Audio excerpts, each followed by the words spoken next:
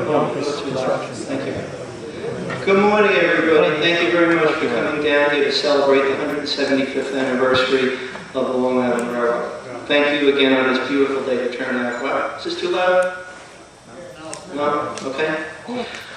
David is going to start off the ceremonies by the Pledge of Allegiance. And David, go ahead, please. Stand, please.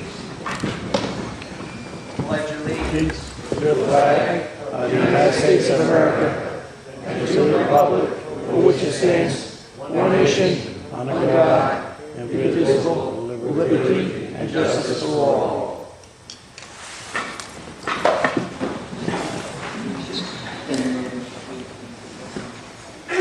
Now we have one ground rule for today. Just sit back, relax, and enjoy yourself. And thank you very much for coming. Now, you all know where the cafeteria is down on the other side. There will be lunch there between 12:30 and 1:30, and that's the time when we'll have the raffle. If you have any questions, please don't hesitate to ask. Today we're going to have, let's see, well, on my right here is Long Island Railroad President Helena E. Williams, and she's kind enough.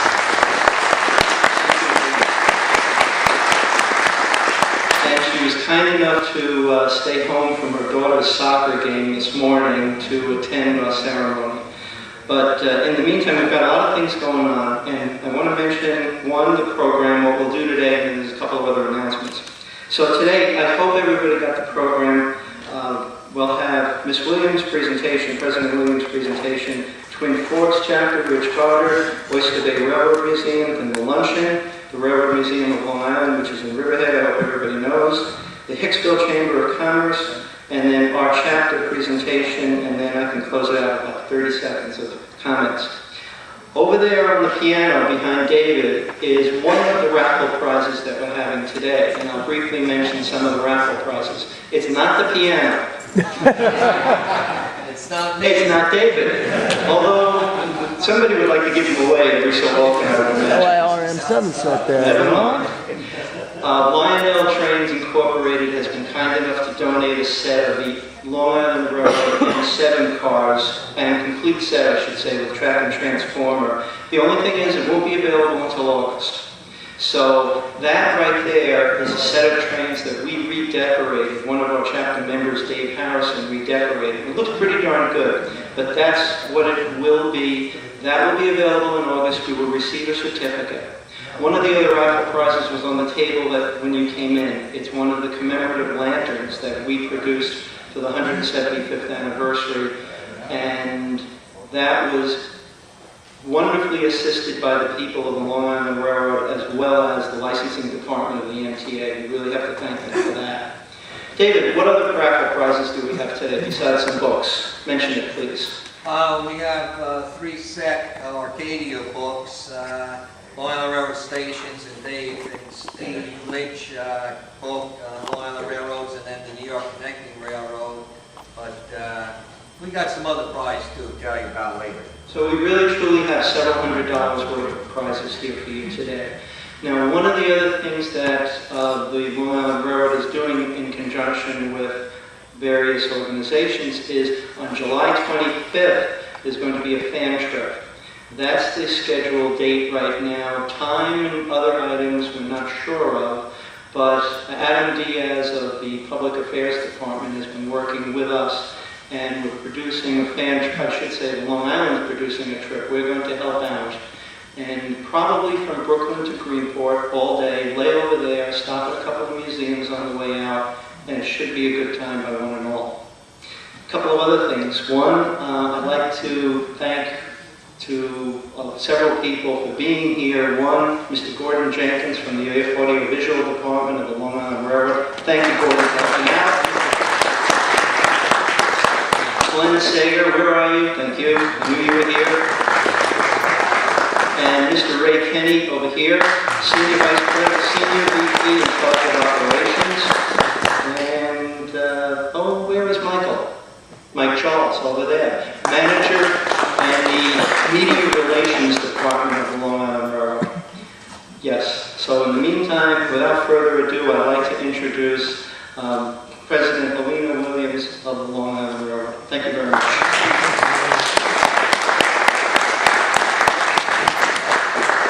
Steve, thanks very much for that nice, warm introduction. It is really delightful to be here today. I have to say it's been a very exciting week at the Long Island Railroad. So it's nice to pause, see a nice relaxed audience, be in this beautiful auditorium. I have to say this is my first visit here, although Gordon tells me that he remembers 5th and 6th grade here. And I think his mom may have had to make a couple of visits, but we're not sure. She's joining us today.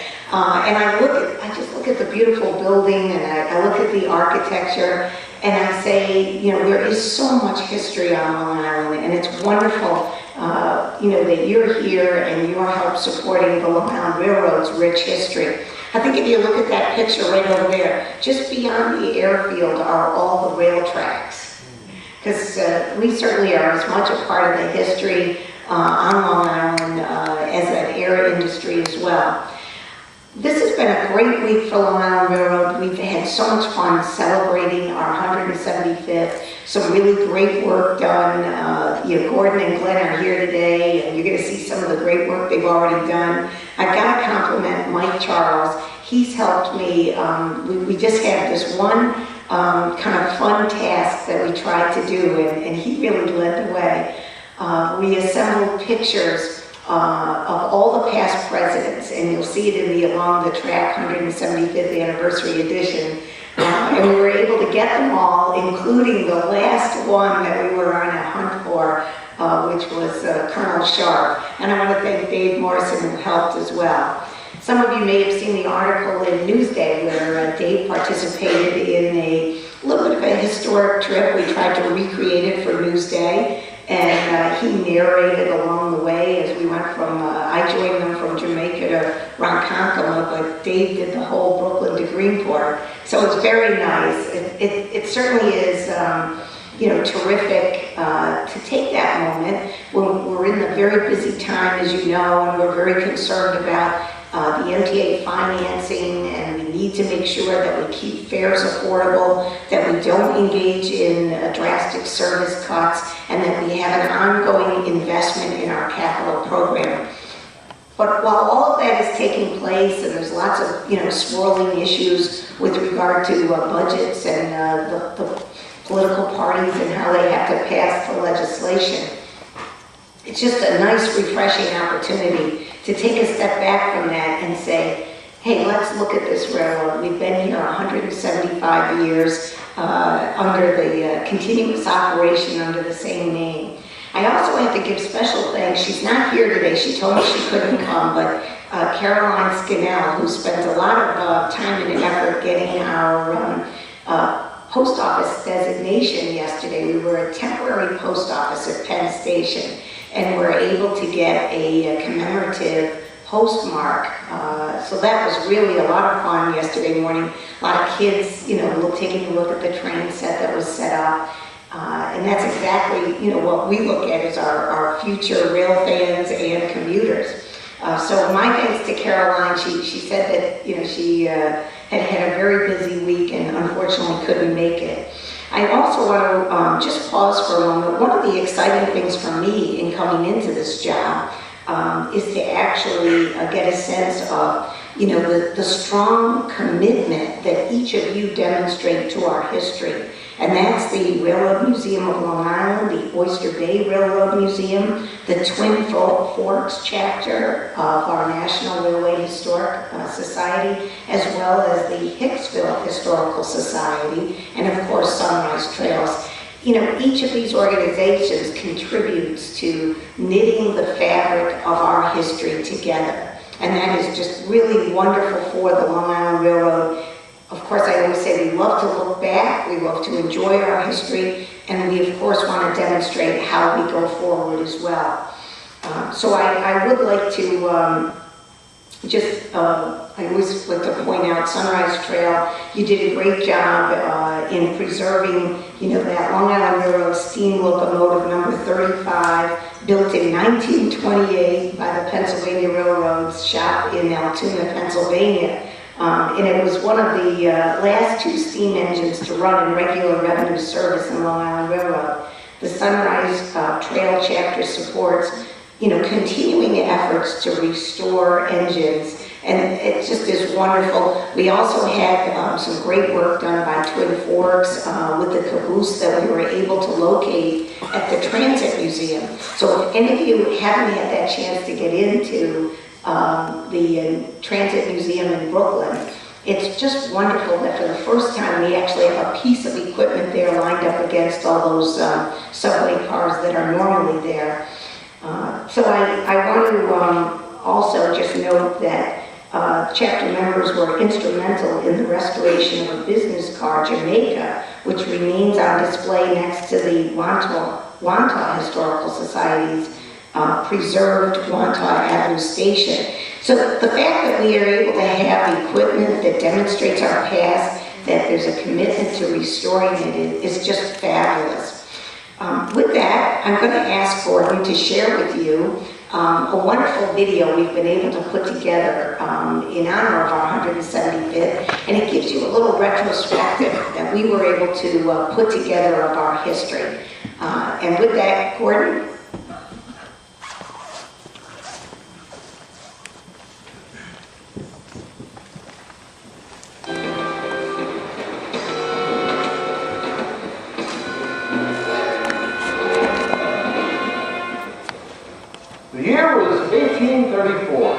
Andrew Jackson was our Commander-in-Chief, presiding over all 24 U.S. states. Long Island, well, it was just a smattering of thinly populated farming and fishing villages. When a new adventure called the Long Island Railroad first hit the scene as a way to shuttle people from Brooklyn to Boston. Distant and humble beginnings, for sure.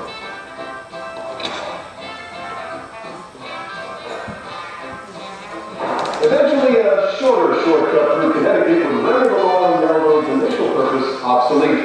But this railroad had other work to do. Eventually growing into the busiest commuter railroad in North America, and becoming a major player in the growth, development, and sustainability of New York City and its surrounding metropolitan area. And it wasn't...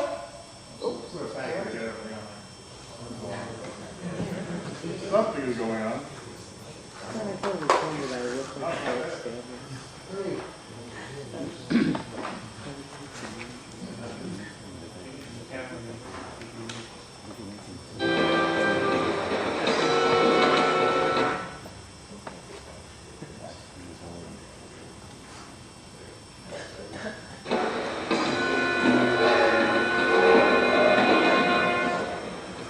The year was 1834. Andrew Jackson was our Commander-in-Chief, presiding over all 24 U.S. states. Long Island, well, it was just a smattering of thinly populated farming and fishing villages. When a new adventure called the Long Island Railroad first hit the scene as a way to shuttle people from Brooklyn to Boston. Distant and humble beginnings, for sure.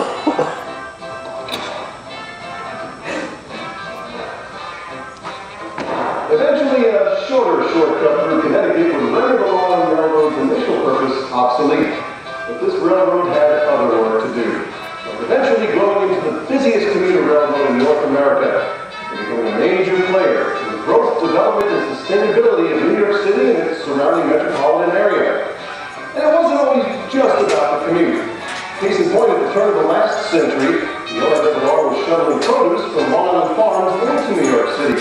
And soon thereafter got down to business marketing Long Island as a great place to live, thereby bringing people to Long Island to stay. This year, the Long Island Railroad celebrates its 175th anniversary, and we're doing so at a great time.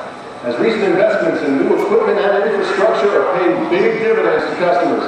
To the tune of 2008, it saw our best on-time performance ever, and highest ridership since 1949. And it's just beginning, as the coming years will bring untold growth, modernization, and expansion. But getting here has been a long, amazing, and colorful journey. Come along for the ride as we look back at the first 175 years of the Long Island Railroad.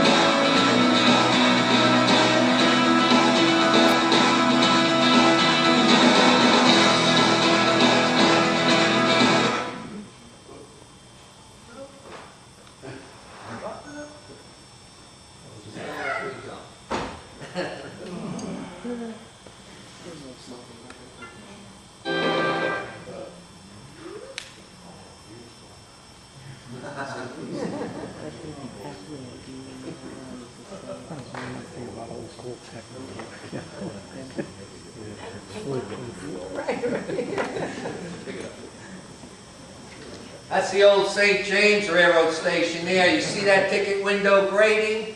That came from Flatbush Avenue Terminal. I know because I put it there.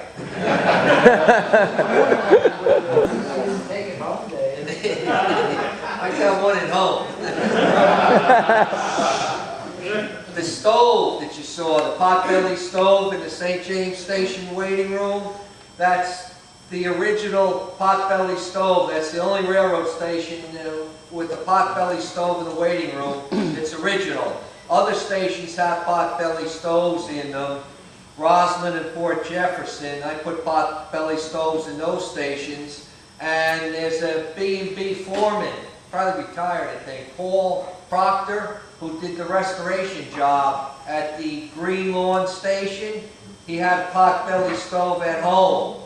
And he lives in Green Lawn, and he donated that potbelly stove to the Long Island Railroad, and that's in the waiting room now at Green Lawn Station. So that was nice, an employee did something like that. There's a potbelly stove in Farmingdale, and Bill and Mildred Johnson, where are you there? There they are back there. They're with the Farmingdale Historical Society. There's a potbelly stove in the Town Hall at Farmingdale, supposed to go into the waiting room at the railroad station when the work is finished at Farmingdale. So someday soon, Farmingdale Station will have a potbelly stove. There's fireplaces in a number of railroad stations.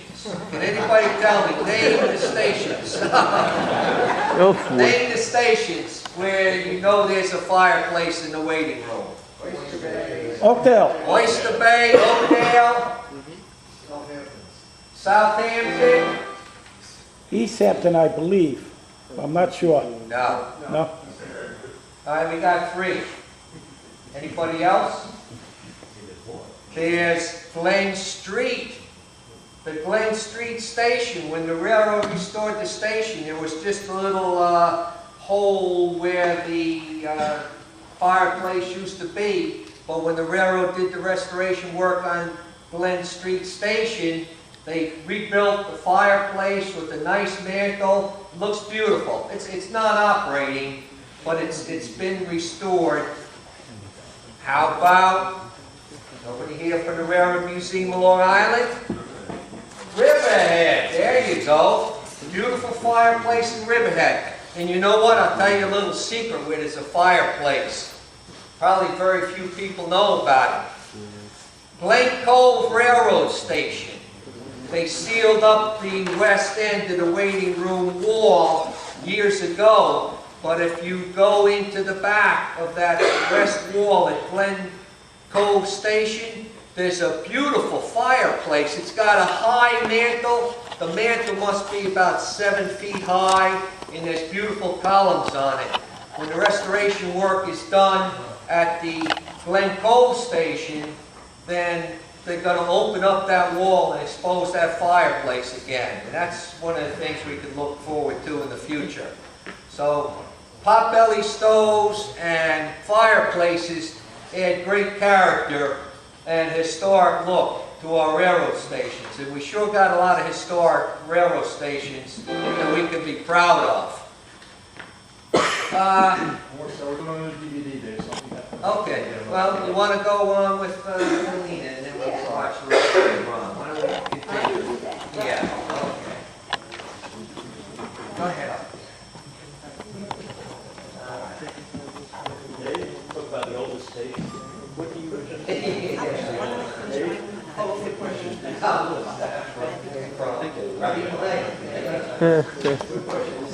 I apologize for our technical difficulty. I know Gordon and Glenn are going to straighten it out, but just to keep our program going, why don't we ask if you can, maybe work on that in a break, Gordon, and we'll just continue the program. Dave, as usual, I have to thank you. Great stand-up impromptu. I just have to ask, where's Diane? Is she here? Is he good at home? I actually want to pause for a moment, and I want to acknowledge Christine Quigley and Diane Morrison. I said it's always nice when a spouse will pitch in and join in an activity, and they deserve a special thanks for doing that and helping.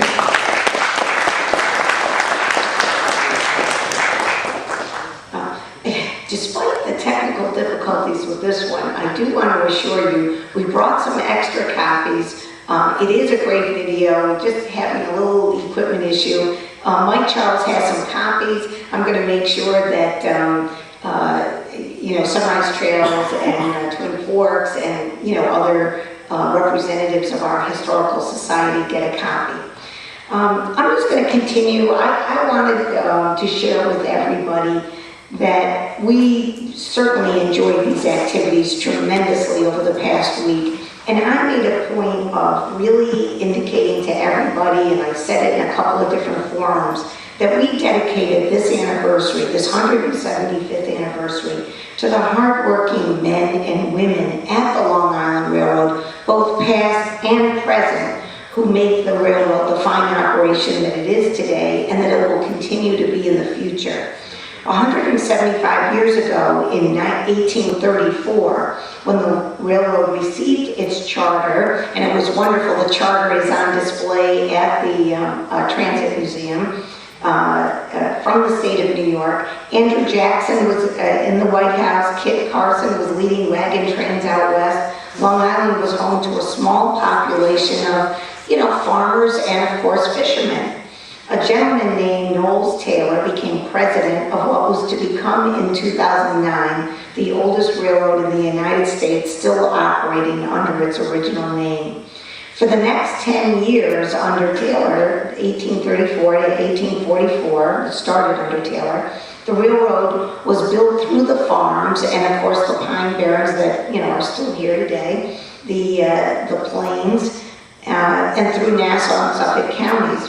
Over the years, there have been 38 presidents of the railroad, and I'm pleased to note that the 37th, our acting president, Ray Kenny, here today, continues as our senior VP of Ops. Ray has about 35 years of railroading experience at the Long Island Railroad. I was delighted yesterday to have Jim Dermody with 43 years of railroading experience, who was our president. He joined us for yesterday's celebration. Robin Wilson, who was also a past president, and Chuck Hoppy joined us. It was so interesting to hear Robin Wilson talk about his plans for electrification to Ronkonkoma. It was just, great as we all sat and said, what were the challenges you faced? And of course, what we all concluded is they haven't changed, the challenges. But the railroad's had a colorful history, a lot of interesting leadership. I've already referenced Mike Charles and his hunt for Colonel Sharp. He's one of the interesting characters I am going to note. He was president from 1877 to 1881. He was a top railroad man in the Confederate Army. And in fact, he was actually a railroad thief, having commandeered a number of trains from the Union and brought them into service from the South. I think Mike told me he took Baltimore and Ohio locomotives, but all must have been forgiven because he was, back as head of Long Island Railroad. There was also a Conrad Poppenhusen, who was responsible for much of the development of College Point, and who founded an institute in that area still under his name.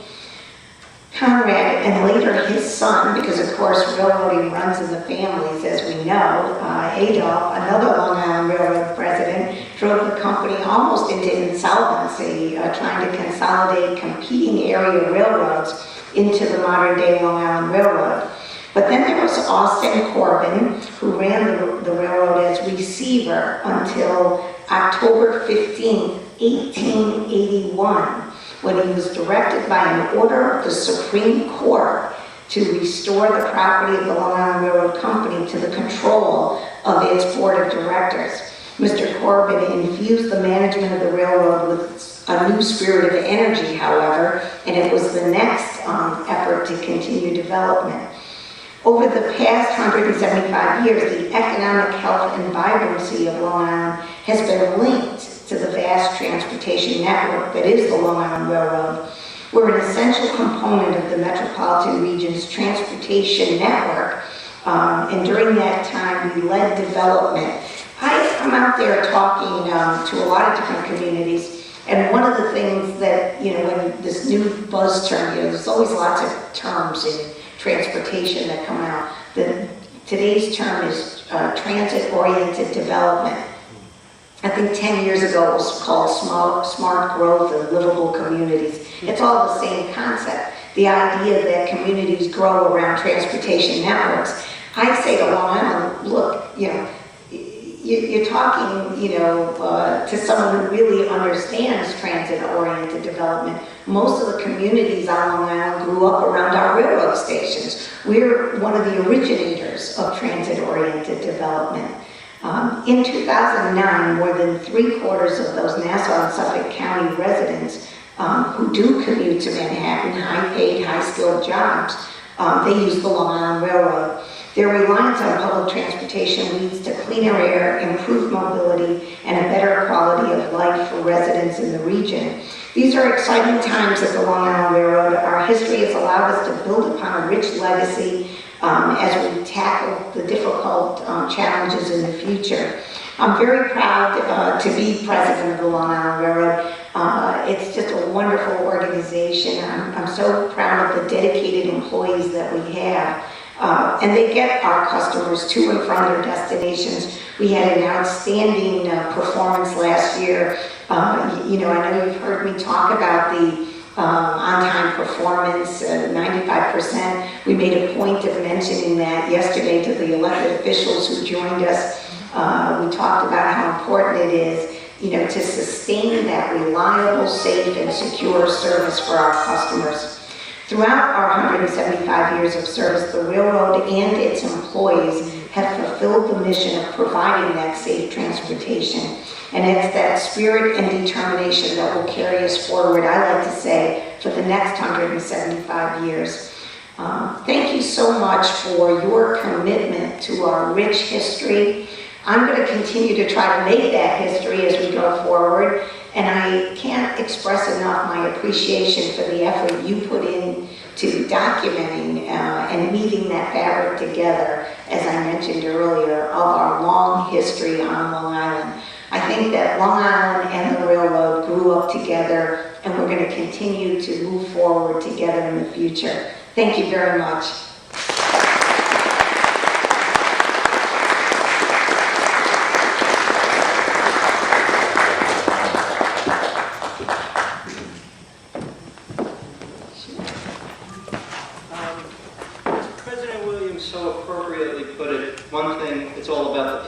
David, you talk about stoves and stations and things like that. We all love that. But we all know without the people, where is this place? We're going nowhere. So members of the Sunrise Trail Chapter, as well as the other historical organizations, do appreciate the people of the Long Island Railroad, because without them, There's nothing. So in the meantime, what we wanted to do, and David, thank you as usual for your efforts on this. We put together, as I unwrap it, a plaque, and we wish the people of the Long Island Sunrise Trail chapter of the National Railway Historical Society wish to present this to the people of the Long Island Railroad. Oh, thank you very much. And I know you've seen this before, but in the meantime, I love it. okay, just like we're commemorating the 175th anniversary of the Long Island Railroad, 1834 to 2009. This plaque was presented at Jamaica, New York, actually yesterday, on April 24th, 2009, in grateful recognition of the long-term friendship between the LIRR and the railroad historical community of Long Island. So again, President Williams, as representative of all the people of the Long Island Railroad, thank you very much. We appreciate it.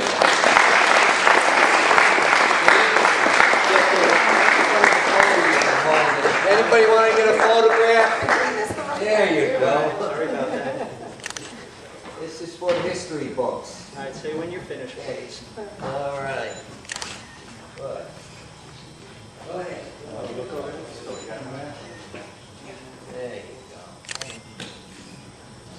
David, thank you very much. Great job on this. One more for you. Okay.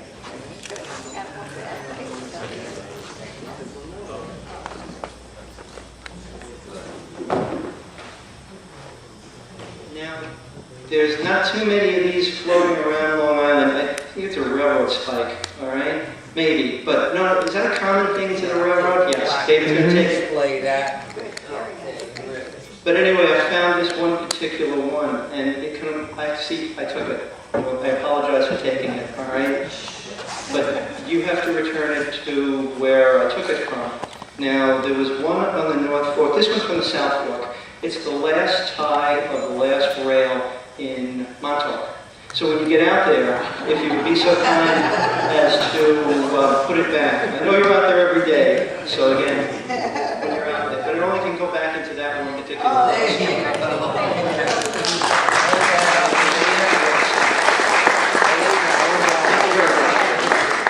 There we go. Very good. All right, here we go. A little close there. Come on. David, you got it? Wonderful. All right. All right. No more for the books. Thank you very much for coming out today.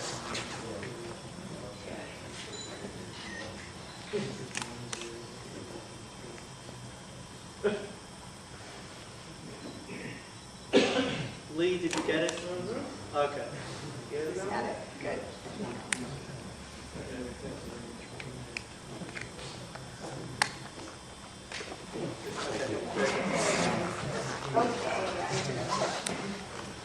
Again, thank you very much, President Williams, for coming out here today. We appreciate it. Yes, David. Oh, yeah, great idea.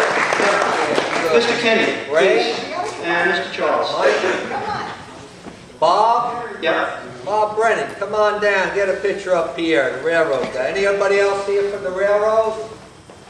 Oh, okay. Go ahead. We'll get a nice group photo up there. Oh, there you go. Okay. What about you? That's all right. I'll take a picture. Oh! Please don't hurt my ears. Use my camera? Oh, I thought you were blaming that on him. Thank you. All right. Okay. All right, Bob, we're the big guys. We're going to get back. We'll back up a week. All right, Richard. How you doing? Got a good picture there, Richard? Okay.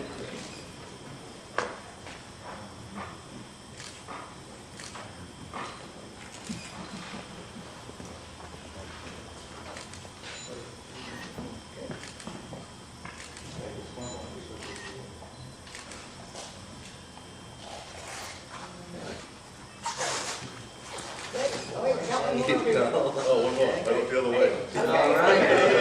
All right. Good. All right. Thank you. All right. Thank you.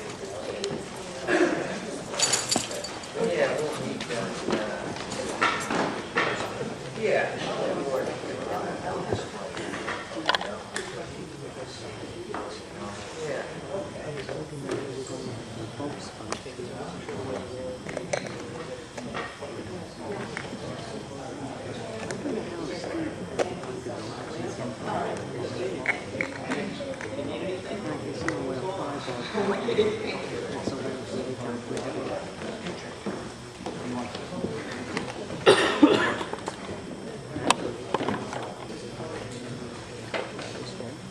do appreciate the fact that the people from the senior management from the people from the Long Island Railroad came out today. And our next presentation is going to be by our brother chapter, Rich Gorddard from the Twin Forks chapter of the National Railway Historical Society. Rich, you're just about ready, okay? Now don't forget, if you need to go to the cafeteria, be down the hall. Restrooms are right outside here, all right? And what else do we need to say? Except, Rich, take it away.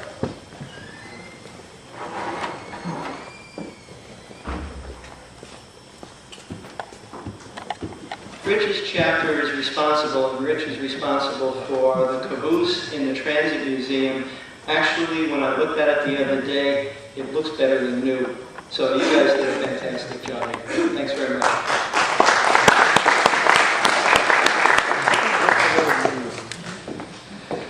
Thank you. It's a pleasure to be here today with you on the special 175th anniversary of the Long Island Railroad.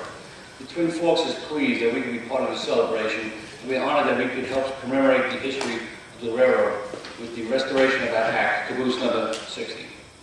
The restoration of number 60 is our way of bringing the railroad's history back to life for all to enjoy. The Long Island Railroad is rich in history and is an important cog in the growth and sustainability of Long Island. Today we celebrate that history.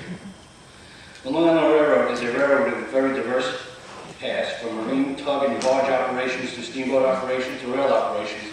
The Long Island Railroad has a profound effect on the island we all call home. With the anniversary of the Long Island Railroad, we have been reminded over and over again of the history and importance of the railroad. When you think about it, the Long Island Railroad has touched the lives of almost every Long Islander. Whether you use the railroad to commute to your job, ride the railroad to visit the city, or travel the railroad to get from point A to point B, whatever the reason, the Long Island Railroad has been part of your Long Island experience. However, let's move forward to today's celebration of the Long Island Railroad. The Twin Forks chapter has had the honor to play a small role in the 175th anniversary. I am proud to say that our contribution is the restoration of caboose number 60. We worked many years on this project, and I am equally proud of the Twin Forks chapter members who volunteered their time, money, and sweat, working all seasons and all types of weather to make this restoration come true. If you'd like to see the caboose, I recommend a visit to the New York Transit Museum, where the caboose is on display for the rest of the year. Also, to commemorate the 175th anniversary, we will be producing a special limited edition anniversary golf polo type shirt that will be available in a few weeks. To be honest, I was hoping to have it today. However, with the caboose project, that project was pushed back and we have it in a few weeks. So without further ado, I'd like to present a slideshow restoration on caboose C60. What you will see is a project that started in 2003, and you will see the caboose from the delivery to the chapter to the delivery to the Transit Museum. And after this presentation, Vice President Bob Bender will present another slideshow on the railroad during the 1960s.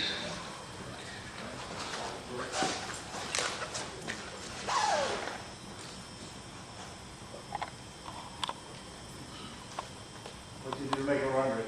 Just click on it.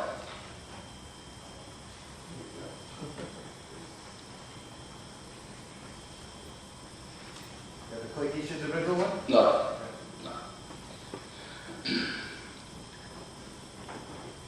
That's our logo that we're working on. This slideshow is about the restoration of caboose 60 from the day she was delivered right through to her appearance at the Transit Museum in Brooklyn. As a point of information, in addition to caboose 60, the Twin Forks chapter owns some other equipment, which we're going to see here. We are proud owners of the spreader W93, which will be our next project that we're going to work on.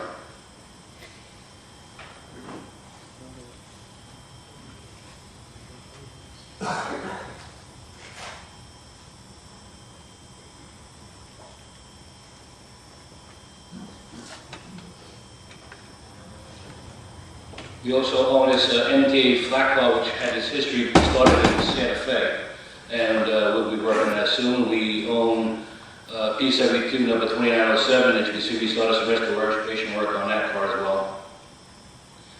And we have Long Island Railroad 7526, which was an alcohol car before retirement. This caboose is right here in Hicksville. We hope to do some work on that soon. This is C63 that we have. It's a bay window caboose, unlike C60, which is not a bay window caboose. And we have C64.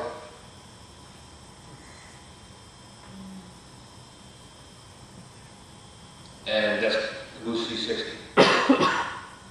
And one of the phases going after restoration. On May 4th, 2003, 3 cabooses and a flat car arrived at Riverhead and on the property of the Twin Forks chapter. This is the day they arrived, and that's the condition they were in.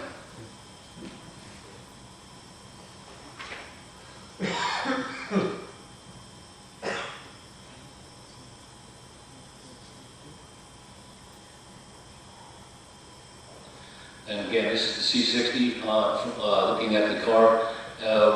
It was an extensive amount of work we had to do to get the cars back in the condition it is today.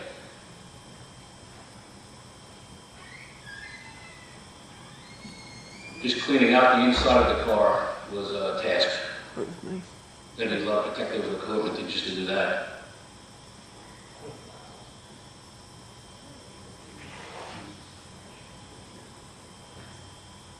This was the crew that brought the equipment out that day. Some of these people you'll probably all know. And there's C60. We put a coat of paint on it to hide some of the graffiti that was on the outside.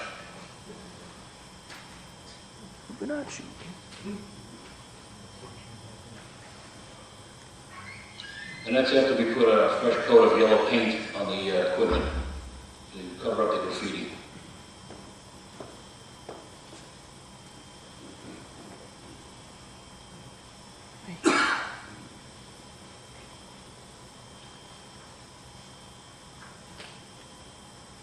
It actually took a lot of work just to get it to that condition. And the New York Atlantic needed to use one of the tracks out there, so they had to move some equipment around. So the New York Atlantic is moving these cars around. And this is one of our members who moved out to Colorado, Heidi. She did a lot of work on these cars. And this is the day we had the interior of the caboose sandblast. We really had a fundraiser, and we had a crew come in and professionally sandblast the inside of the car. While they were working on the interior car, we continued our work on the outside of the car.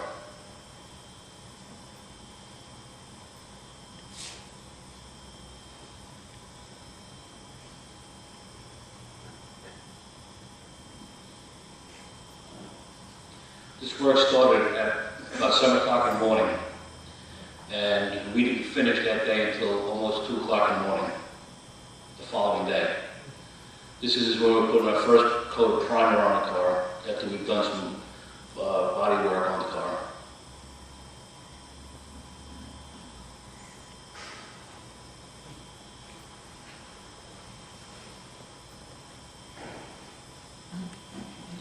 And this is after they sandblasted the interior of the car. This is the finish down to the bare metal that was in the car.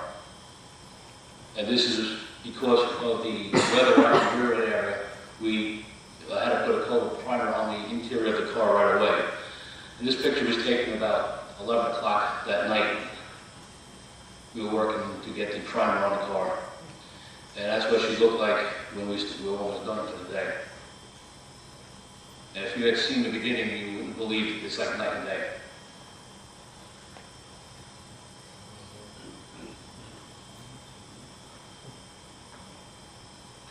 This is when we had a coat of primer on the entire body of the car.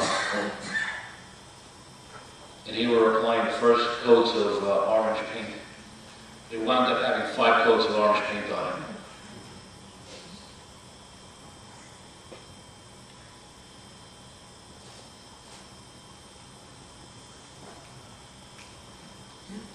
This is different phases of the work that progressed over the years.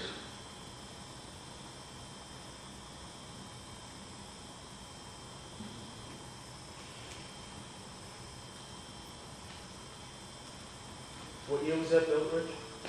1961.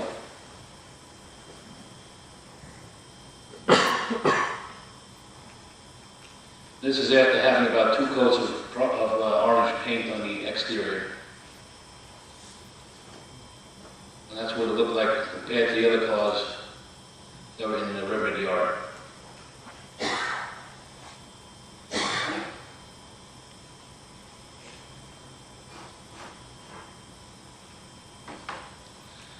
Now this is when we do some interior work. We applied a color that we think is pretty close to the interior color of the car.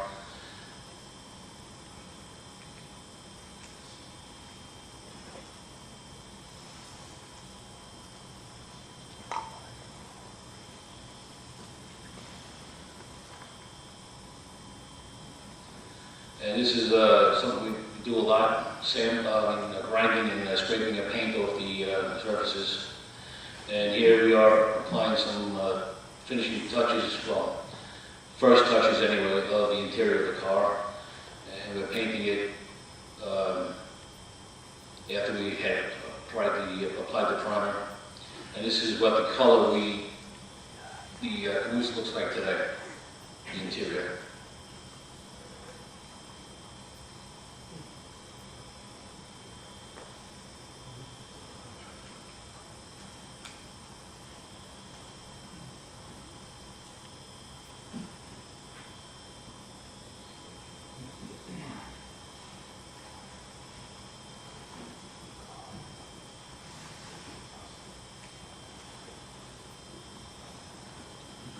We take a moment out to the crew, to the picture for the day, and they've done a lot of work. Now, these several photos are showing you the type of body work that we had to do. If you see the caboose today, you'll see what a difference it is. The windows were horrible, the window sills were horrible, everything had to be replaced and had to be fixed up. And that's just an idea of what we encountered through the restoration of this project. Then what we did is we power washed the outside of the car recently. This is in the last fall.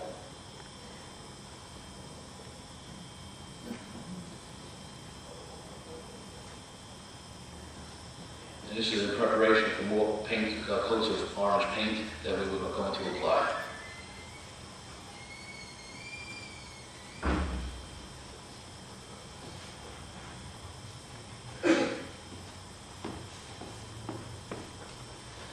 That's the caboose after about 3 coats of paint.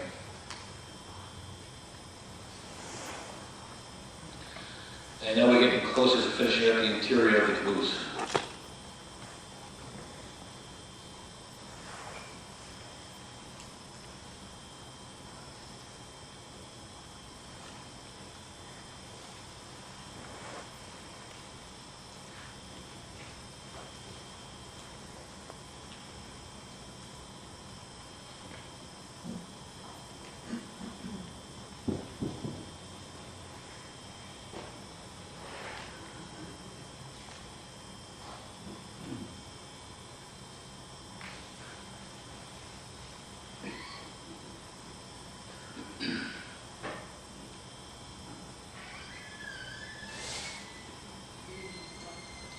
And this is when we're deciding how we're going to tackle the windows. We moved one window from the caboose, and we're trying to figure out how we're going to install the new windows.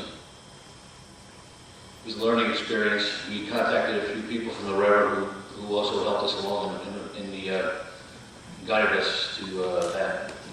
This is doing some FRA work. The FRA had to give its blessings for it to move on along our railroad. And this is, we're working on removing the old journal packing and installing the journal pads and installing new journal pads. And basically you just put a hook in there and we would just yank out the old journal pads. After you jack the car up, not the car, but the trucks.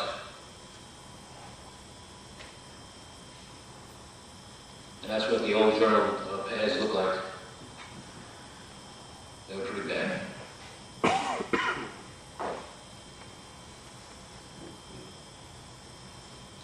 That's Don Fisher down there. He's doing some FRA work on the trucks. The FRA gave us a list, and we were able to accomplish everything that the FRA told us to do. This is a journal. The brass was taken out, and this is obviously in very bad condition, but we had to replace it.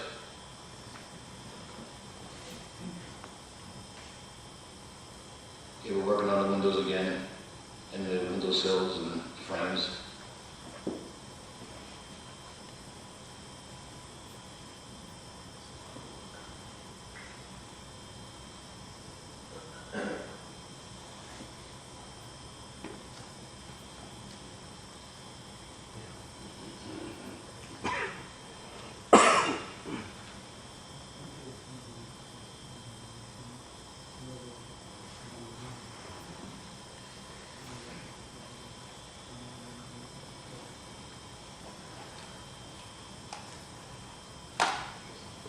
These pictures to illustrate the different phases that we had to go through. This is approximately 4 coats of paint on the outside.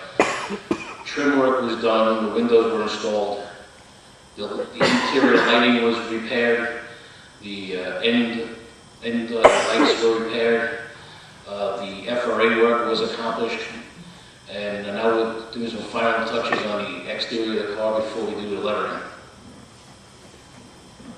Actually, one more coat of paint was applied before the lettering was done. This is going back. This is the new journal pads that are installed in the caboose.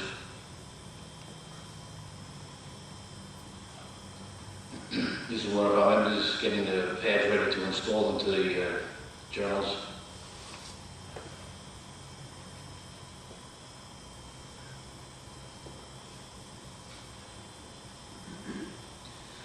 And this is me coming up with a system of packing the journals in.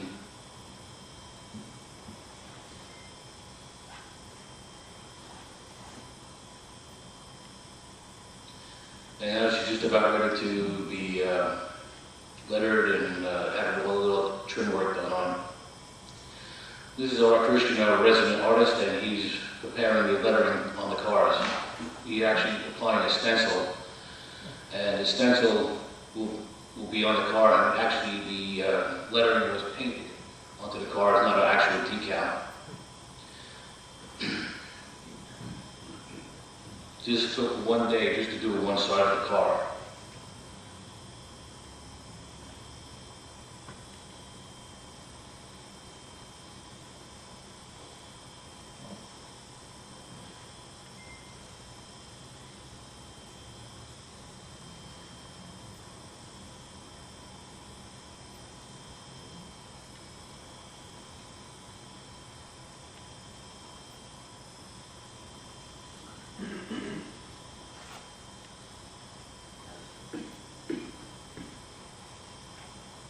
Here's some of our members doing some touch-up work, getting it ready, while Art was working on the lettering.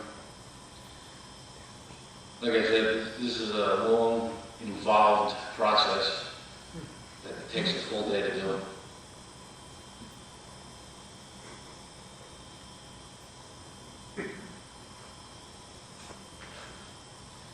And now it's almost ready to be painted on the paint onto the lettering. What happens is we peel the paper away and remove the decals, and we have a perfectly lettered caboose.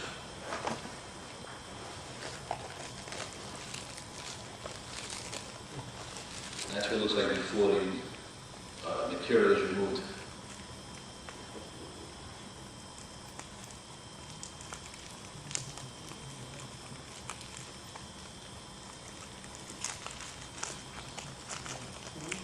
Rich, did you have original drawings for the lettering, or did you do it from photographs? No, we had some, Dick Horn was able to find, this is, what would you say?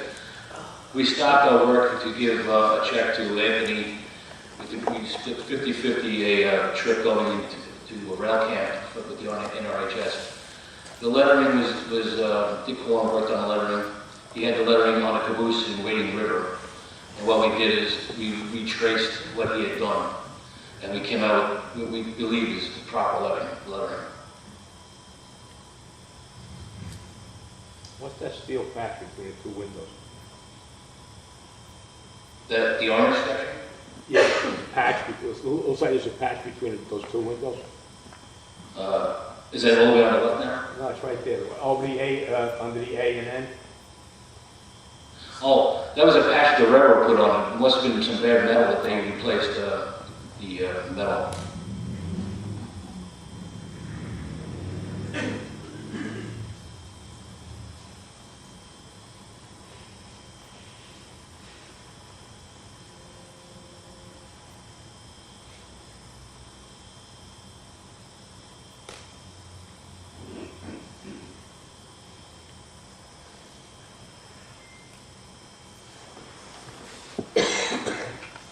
Now this is the caboose further along. It's now numbered. The numbers put on the car is number 60.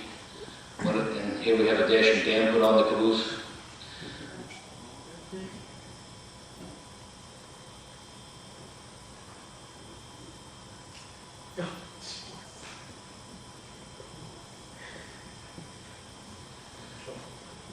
And the repacking date on the journals was 3/29 of this year, and approved by the FRA. Here's the build date. It was built in January 1961. That's the weight of the car.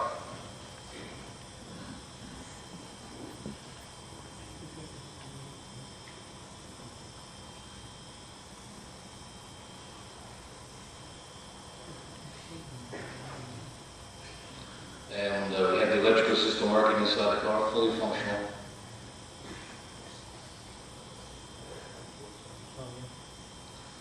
And that's getting close to the final product.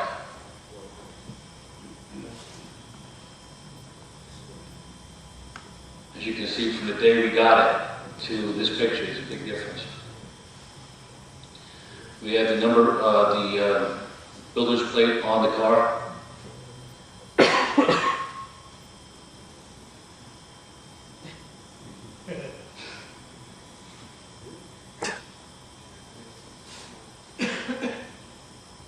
And that's the car with the paper taken off the window and just about ready to go. However, we did leave the paper on one window and out the window to the bathroom. This is the big day, April 4th. The caboose moved into the Transit Museum. Long Island Railroad showed up with 3 MP-15s.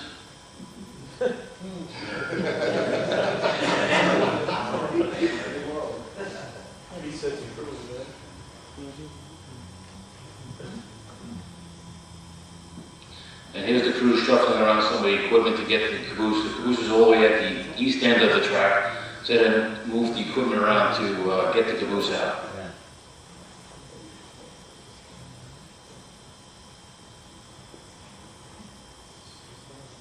That spreader, by the way, is fully functional when we received it from the railroad.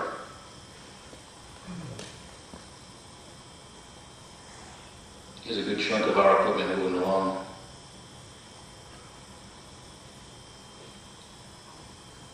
We had the MTA police out there to make sure that the rail fans can go crazy.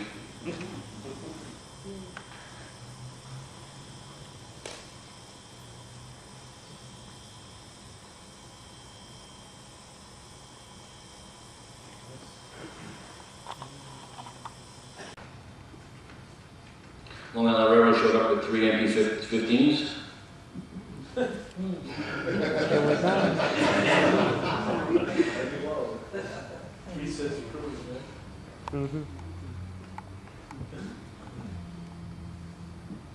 And here's the crew shuffling around some of the equipment to get the caboose. The caboose is all the way at the east end of the track, so then move the equipment around to get the caboose out.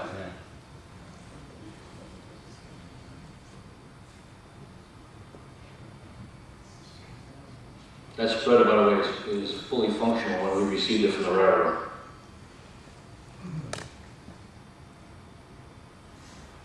Here's a good chunk of our equipment moving along.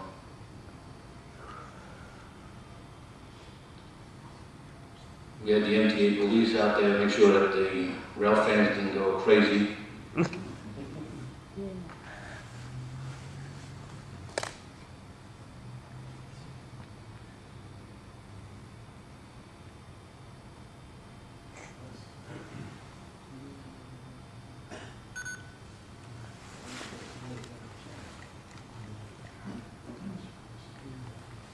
The configuration of the move was two MP15s on the west end, and this locomotive, this MP15 was on the east end, and we were sandwiched between the engines. I had the honor of riding the car into the city. Myself and another member went as tech advisors in case you had problems with journals. Did you stop along the way to check? Yes, we did. Yes. How often? Several times, and they were, the journals never went above 77 degrees. Oh, that's great. Did you have an infrared gun? Yes, we did. It was anywhere between like 62 and 70, I believe it was 77. So the Long Island Railroad crew that was with us said we did a great job because the car ran beautiful, and even the FRAs gave it the blessings because there was nothing wrong with the wheels or brakes. Everything was within spec, and they gave the blessings from Washington. We got a special waiver to move the caboose over Long Island Railroad in the New York Atlantic.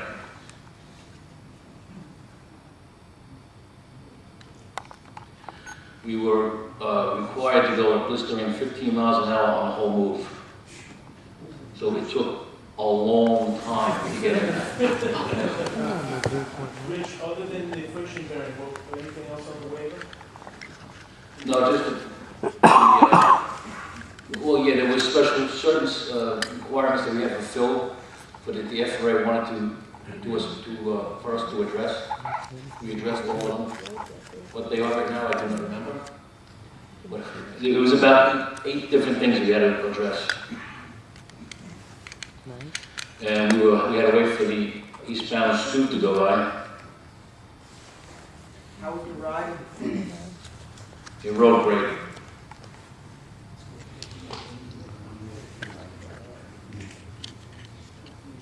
And we're just about ready to leave Riverhead.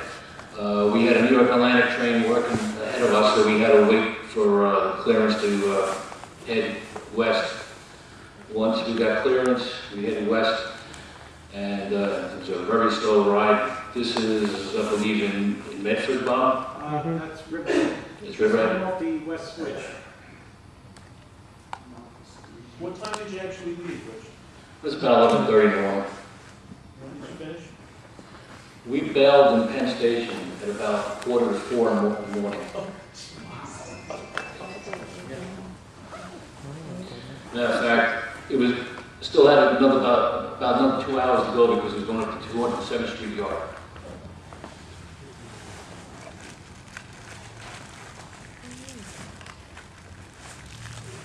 Any particular reason why they brought locomotives? The only explanation we got was they needed it in Holden the next day. They were in Suffolk County, so they just stick them all out at the same time. This is Medford going over Jamaica Avenue. This is Medford going over Ocean Avenue.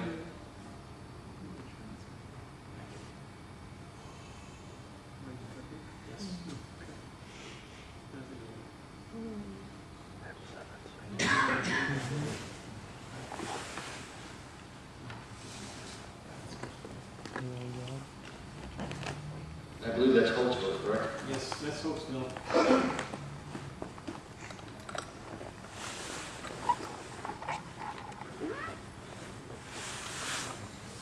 And here we're going westbound through the Ronkonkoma Yard. We stopped at the siding just right here, just past Ronkonkoma Yard. Also, there was one of the other spots. And we had the thermal gun, and we're checking the journals, and the Long Island Railroad personnel gave us blessings and said, we're still good to go, keep on going. And we're going past the tower.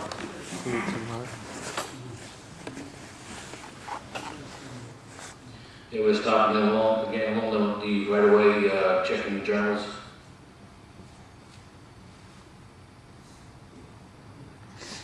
This is from inside the caboose.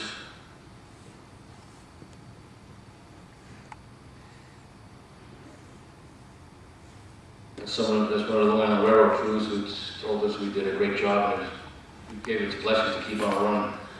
Here we finally got the fresh pond that night. I believe this is around 9 or 10 o'clock at night.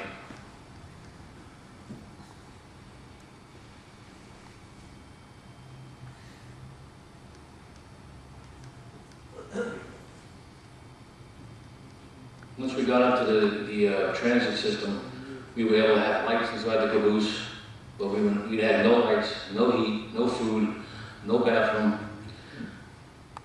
But I love every minute of it. Would you consider that a fun trip, Rich? Absolutely.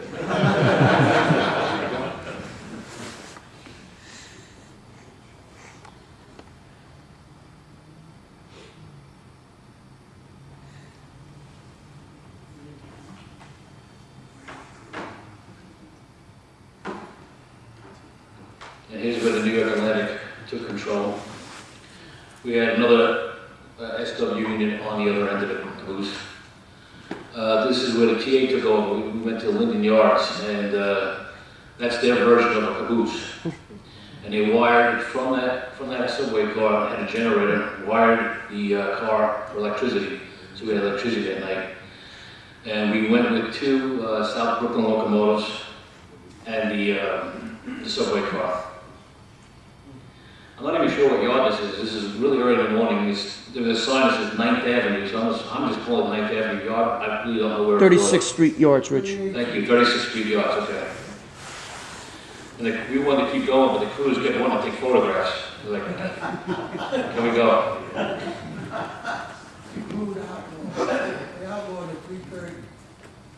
The Long Island Railroad crew outlawed at Hillside.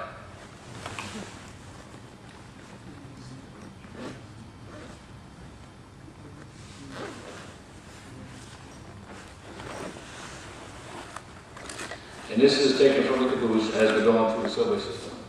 The first time that a caboose of any type was in the subway system. And we had to go from Brooklyn to Manhattan, Manhattan back to Brooklyn, through several loops and going on different tracks within the subway system because of track work.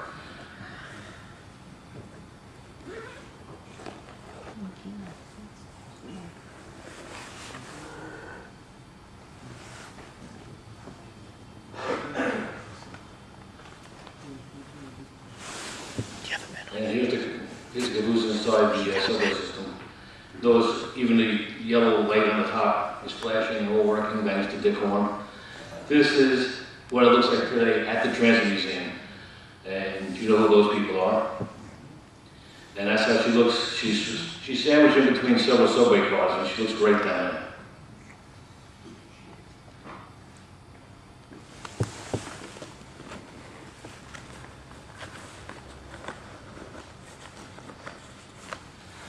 The museum also made this plaque that is in front of the caboose. And here's some of the people who made the caboose restoration happen. And yeah, I'm smiling, you just can't tell.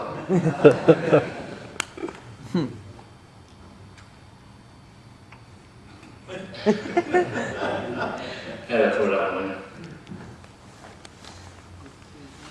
The Twin Forks Chapter would like to thank everyone who made the restoration possible and those who moved the caboose to the Transit Museum. We'd like to thank all the Twin Forks Chapter members for the hard work and dedication who made the restoration a reality, and the Railroad Museum of Long Island who helped us along. And thank you to all at the Long Island Railroad Management and crews and all at the New York and Atlantic. And a special thank you to Charlie Sachs and everyone at the Transit Museum who brought the vision of bringing the caboose in a reality. I'd like to thank Bill Wall and everyone at the Transit System and Tom DeMille of the FRA. And that's all I have for now. And Bob Bender, the Vice President of the Chapter, would like to make a slideshow presentation.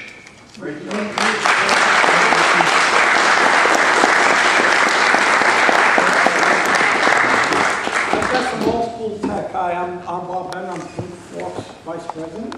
That in this Metropolitan kept me on the subway. And these pictures are shot by my father, who was a Long Island Railroad engineer way back when.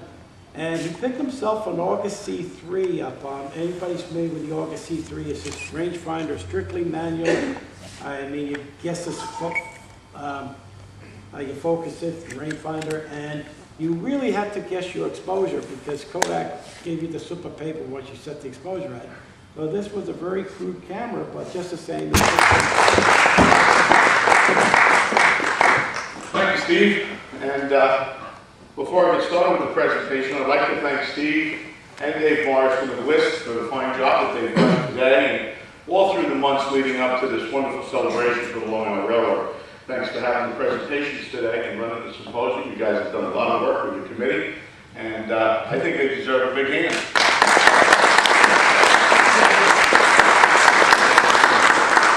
Thank you. Also, I'd like to just say celebratory welcomes and thanks to Helene Williams and Ray Kenny. They've been doing a great job with Transit Museum and the program in Jamaica on Friday, and running this entire year is the 175th. I know they're not with us now. I believe Helene was here a bit earlier. And also a big thanks to Glenn and Gordon, who the Long Island Railroad sent out here today. We got to meet them the first time on the Move C60 for the great work that they're doing with audiovisual today. We couldn't do this without them. And finally, I'd like to recognize a couple of fellow trustees and workers from Remley that are here today. Richard Gorddard, president of Twin Forks, is also a trustee. Our Ascensions chairman, John Rooney, is with us here today. And a gentleman who for many years was a secretary, and that's not an easy job for a nonprofit organization. He did a wonderful job for many years as a secretary, and he gave that up last October, and now he's a trustee. And I know as I go through this, if I have my dates wrong or if I forget something, I'm going to call on Dick Warren to help me out with the presentation. John Speece from Oyster Bay Railroad Museum and I talked a little earlier this past few months about what our presentations were going to be today. We didn't want to double up and do the same thing. I know that Gary spent a lot of time on engine 35. So I said, well, you guys work on 35. I'll say a few things about 39, but the bulk of my presentation today is about preservation of all railroading on Long Island, especially Long Island Railroad and its history with Tennessee, out at our facilities at Greenport and Riverhead. So, Gordon, if we can get started here, we go. So we're going to take a day in the life of the Railroad Museum of Long Island. We're going to start at Greenport. I'm sorry, Riverhead. We're going to end up at Greenport, and I'm going to pitch and market a little bit today as we go through. When you come out to Riverhead, you want to get there around 10 o'clock in the morning on a Saturday or Sunday, and you'll experience our facilities there first. And this is our historic old lumber yard that we've turned into a visitor center. And when you come in, you'll see this in the front. You'll see BDT-16 out on the south side of the building. And as you move around, this is the main entrance where you'll come into the gift shop and the visitor center. Upstairs here are our corporate offices, if you will. We've got a little conference room. We've got some offices. And back here in this bricked-in area is our archive library. And we're setting that up to put all the papers and all the documents and many of the fine articles that the museum has in its collection. And when that's open, it'll be available to scholars and students and people interested in railroading on Long Island to come out and do research. As you enter the museum proper, into the visitor center, you stop and you pay your small admission charge. This is Bonnie Cornett. For many years, she was our gift shop sales representative and managed the gift shop. Dick and his able wife, Kate, manage it now. And Bonnie comes out and works and helps out on the weekend. As you can see more of the gift shop material back there, and this is George Faith, our vice president, and one of about 20 folks who make up Little, Long Island Toy Train Locomotive Engineers of Remley. And these gentlemen do outreach and run toy trains. And as you can see, we do a lot of Long Island Railroad, oak-age equipment here inside. This is what you're going to see running. Some of the fine work, artesian work and craft work that they've done, putting this together. And this is in the visitor center on the first floor. Behind this, we have a small area where we can put exhibits, and we try to change the exhibits out every year. We've had exhibits of rail cars that were built by students in the Wading River High School technical classes. We have had circus train layouts and circus memorabilia. Of course, you see the Ringling Brothers, Barnum and Bailey come to Long Island every March. So this section down here where we're standing is an exhibit area where we have the restrooms that you can go into. And this is the fellows who are working on the layout that you see here. This is run Saturdays and Sundays, and we've got a number of other layouts that they also run for outreach.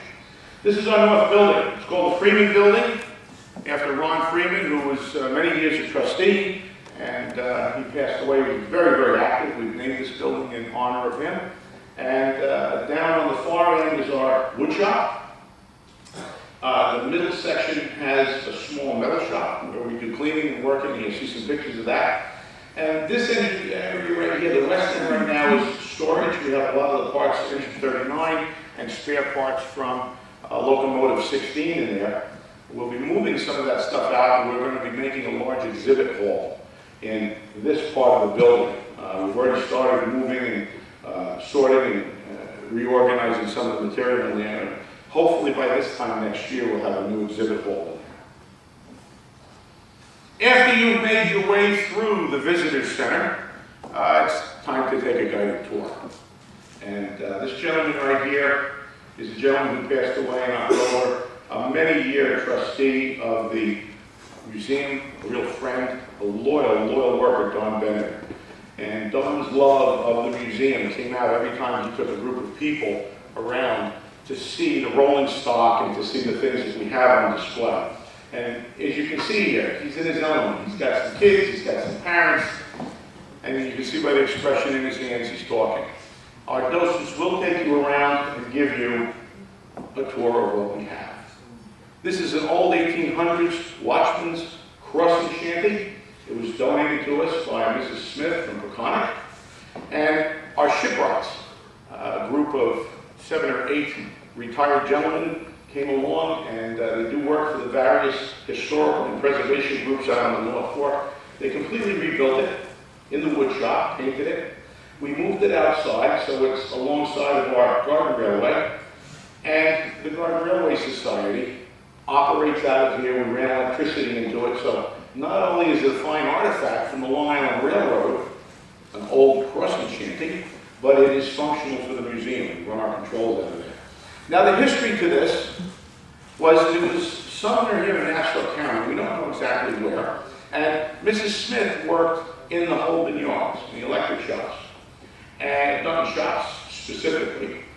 And she had been there from the early days of World War II. She was one of the women that went to work for the railroad as the men were going off to fight. As the Long Island was phasing out their crossing shanties and going to the electrified drop crossing guards, these things were being burned and thrown out by the railroad. So she said to the guys, hey, listen, I'd really love to have one of those for my tool shed out in Peconic, where I live. And mysteriously one day, this ended up in Peconic. And Mrs. Smith used it for many years until she retired and moved away from Long Island to Florida. And before she left, she gave it to us. This is how we get things into the museum. People find things in their garages, they find things in their attics, they leave. Uncle, grandfather, father, hey, what am I going to do with this? We encourage that. We look forward to these things, and John Rooney's on man, so that if any of you have anything you want to get rid of, speak to me or John. We will put it to use, and as you can see, we really try very hard to keep things in good stead. The Long Island Garden Railway Society comes along every year, and they operate the Garden Railroad. They do the maintenance on this, and it's a labor of love, and we have numerous trains that we have running out there on the weekends. Here's some of the members. These are the guys that come out every year and do the tune-up on the tracks, clean it, And over our Railroad Festival, they come out and spend 2 days operating. As you move away from the Garden Railroad, here's our bay window-sided caboose C68. This has been painted and partially restored and cleaned up. It was in very good shape when we got it, and it's open for tours, and the docents will take you in and show the kids the interior of the caboose. There you go. Around the corner is BED T16, Brooklyn Eastern District Terminal 16 steamer. I'll be the first one to tell you his president's in pretty poor shape right now. As Gary mentioned earlier, you know, it's time and money. When you've got the time, you don't have the money. When you got the money, you don't have the time. And unfortunately, she has been sitting there kind of rusting at the side, on the south side of our building over the last few years. We're hoping this year to get her painted and get her back up on the wheels and do some cosmetic surgery to her so that she's looking a lot better when you come out and see her in August. But this is the way she looked when she was working the waterfront in Brooklyn. And really not unlike the way she looks today in Riverhead. Now, after you've seen those few little artifacts there in the yard, you want to take a ride on the World's Fair train. This is the 1964-65 G-scale World's Fair train from the World's Fair. It was used in the Long Island Railroad Pavilion, and this, along with the Ducklings, was the highlight. I've ridden on this several times at the World's Fair with my dad. We were very pleased to get it from the village of Patchogue, and we set up, what, Dick, over 760 feet of track? Dick, what, about 760 feet of track? Many loops, about 670 plus the siding. About 670 plus the sidings. Our volunteers lovingly restored these cars. We have 2 more cars that need some more work. And we run this every weekend. You can come out, take a ride. Also, I'll throw a pitch out to everybody that's here. We're always looking for new volunteers to work at the museum in Riverhead. On Saturdays and Sundays, you don't have to come every weekend. We'll take you 1 day a month. But we can get you certified as a conductor, as an engineer. We can get you squared away so that you can also give the tours that you saw Dawn giving a few minutes ago. And as you can see, there isn't a sad face. I love this one here. She's, you know, the kids waving. Everybody's happy when they're riding on the train.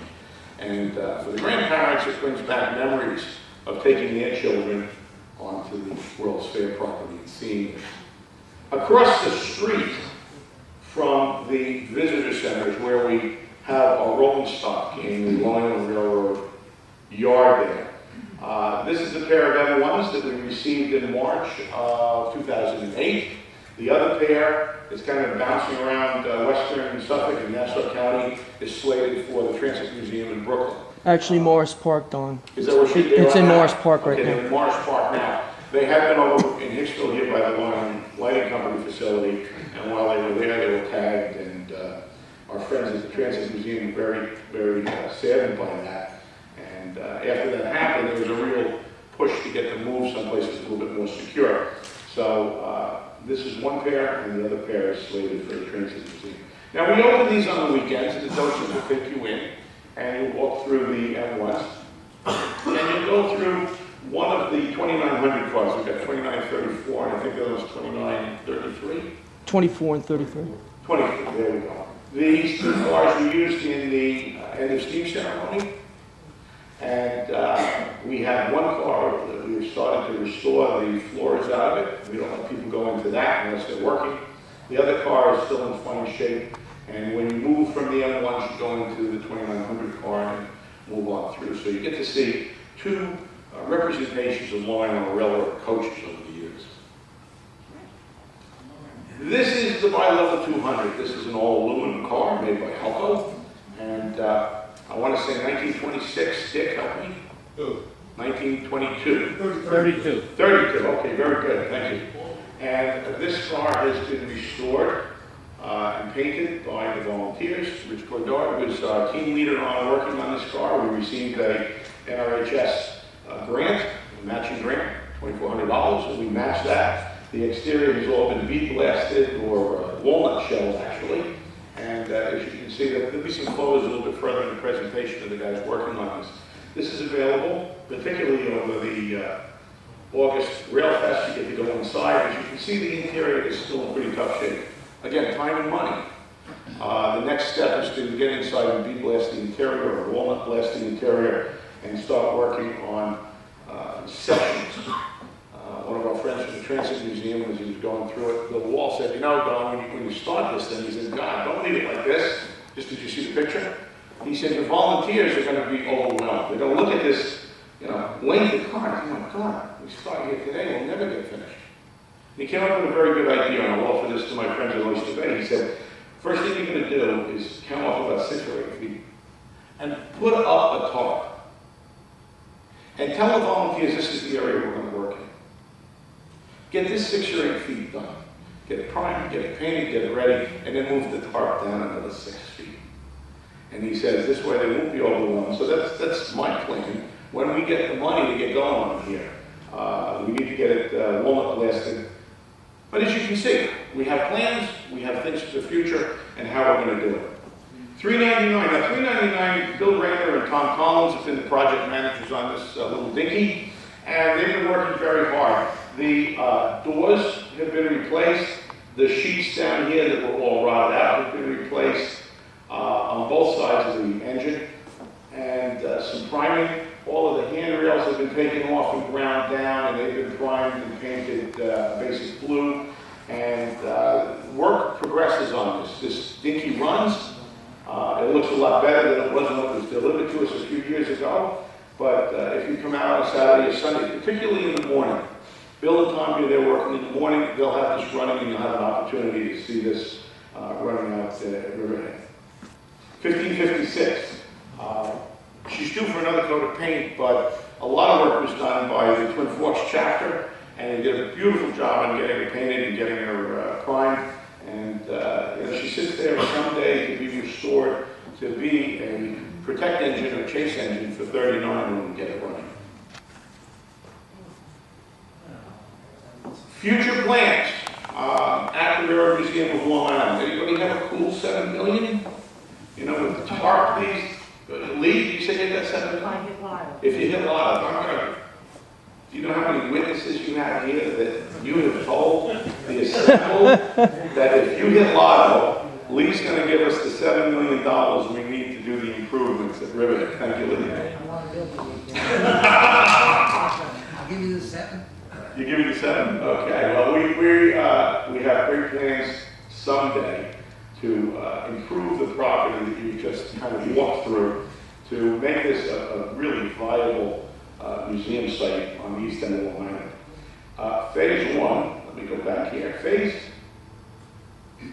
Phase 1 was the installation or the actual purchase of a turntable that we can use to turn engine 39. Its installation in the ground and the attachment of these tracks to the turntable. Now we're in phase 1 right now. As far as the development has gone, we purchased the turntable. You'll see that a little bit further into the presentation. We've done the research and had the tests done of the soil here, the compaction tests, and we're ready to go. We are at this moment in need of about $45,000 to $60,000, depending upon who we talk to have all of the engineering drawings made by a certified engineer that we can submit to the Long Island Railroad to put this thing in the ground. I know that $7 million was a big nut to turn, but if anybody's got $60,000 that they'd like to donate before I leave today, we can move forward with development phase 1, and we can get the engineering done. Interestingly, so you understand why I mentioned the Long Island Railroad, our property line runs right about here. This section here, we have a license with the MTA and the Long Island Railroad, a long-term license to use this property. Anything we do in a permanent nature here has to be approved by their folks, which is understandable. So this is why it's very important that we have the proper certified engineers. All the drawings have to be up to snuff. It really has to be done by an approved engineering group that the Long Island and the MTA will recognize. And as soon as we start working with bureaucracies and start working with government, the price goes up. So this is why we're looking at $60,000 to get just the drawings done. But I want to tell you, they're good drawings. They would be by certified group of engineers that are recognized by the MTA, so that when we go to that step, we shouldn't have a problem getting their approval. The other interesting point, and we've done excavations, this is the same location of the old 75-foot turntable that was original to Riverhead. The existing foundation for the water tank is still here on our property. Now, we show our water tank over here, but the existing foundation is here, you can see it today, and when this was operating as a freight area with steam, the water spout was over here, and there was a main that came from the tank over to this area by Griffin and Railroad Avenue, and this is where the trains came over and filled up their tanks. So this is a very historic area. It's very important to us, and it's as you can see, very much part of our development. This large building, this is a Morton building, a steel pole building, if you will, and this will be our erecting shops. And these two lines here are for exhibition of completed rail cars. This is the existing visitor center, which we will continue to use as an entrance. You'll come in, you'll buy your tickets, and go directly into the exhibit hall. And on days when it's safe and the crew's not working, we will have shop tours. Remember, I just need $7 million to get this started. Going once, going twice. This is the exhibit area in the Freeman building. As you can see from the earlier photos, this building went back into the footprint of our proposed exhibit hall and shop. We have plans of cutting that off. That's why we're improving the west end and making an exhibit area around that. Now, the back end would go away, and this is the building. And again, last call for $7 million. Please, the best offer I've had all day. This is an N-scale mock-up made by members of the Long Island Model Railroad. Thank you. Long Island Model Railroad engineers. Lou Calageris is one of our blue ribbon engineers. We have a group of Rotary members from Riverhead. Lou Calageris, an engineer and an active member from the Long Island Model Railroad group. He does our engineering. We have an architect, Marty Semlewski. Joan Jegno is our surveyor and property easement guy. And Mr. Dennis Esty is Danowski. Mr. Danowski is the attorney. These four gentlemen are Blue Ribbon Committee from the Riverhead Rotary, and they work very closely with us. And this is an N-scale model of the finished exhibit hall and shop made by Lou's teammates over at Long Island Model Railroad. Now, if you have ever been down to the Pennsylvania Railroad Museum and you ride along that road between the museum and the Strasburg Railroad, if you look at the museum, I keep hitting the wrong button here, they have large glass windows that come up almost 2 stories tall. So that when you ride by at night, the lights are on the rolling stock. But we've kind of copied that. We grabbed that from them. These will be roll-up garage doors. And you'll be able to go by on Griffin Avenue at night. The visitor center connects to the building here. And as you go by, you'll be able to look inside and see the rolling stock that's on exhibit.